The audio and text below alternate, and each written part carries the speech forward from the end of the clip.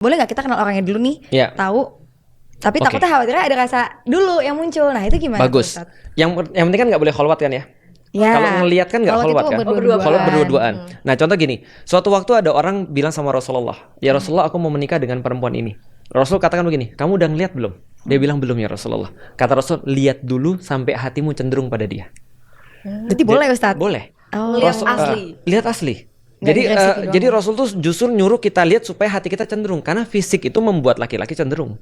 Jadi kalau misalnya kasusnya Nabila sama Raymond gini, Kenapa jadi kasus ya? Kenapa? Ini kan baru ketemu, belum kasus. Iya, orang harus lihat-lihatan terus gitu. Bukan lihat-lihatan terus. Maksudnya kayak ngelihat nih, sosoknya begini ya. Kan ada juga kasusnya kayak ngirim CV nih. Soalnya gini, Tapi nggak ngelihat gitu. dia nggak tahu. Soalnya kan dikira ta'aruf.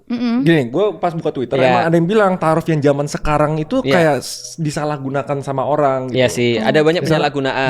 Banyak kayak mengatasnamakan ta'aruf tapi intinya disistemin biar bisa duitin, biar Iya, apa gitu, kirim-kirim CV dan lain-lain gitu. Iya, Nggak hanya itu, yang bahaya adalah sebenarnya dia kayak pengen cuma untuk memuaskan syahwatnya aja, tapi nggak ada keinginan nikahnya.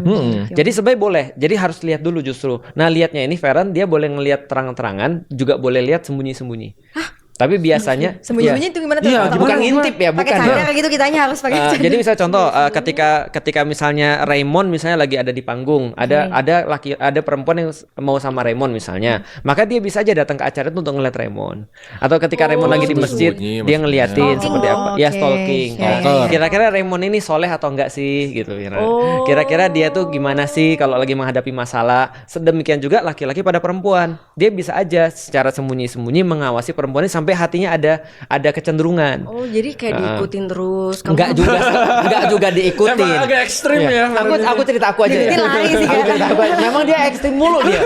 Jadi kalau aku tertarik dengan Ummu Alila ketika aku ngelihat dia lagi di sawah.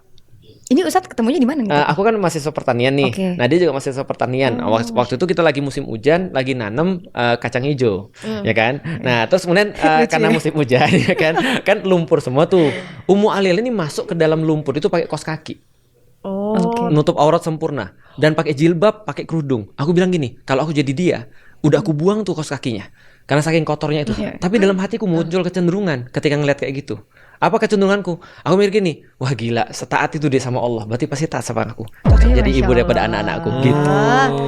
Itu aku ngeliatin dia, jadi nggak aku ikutin juga. Aku juga kalau kadang sekarang ngeliat cowok kayak dia kalau ada panggilan sholat langsung nggak sholat? Yuk sholat yuk. Enggak, maksudnya gitu Ustadz, ngerti nggak sih?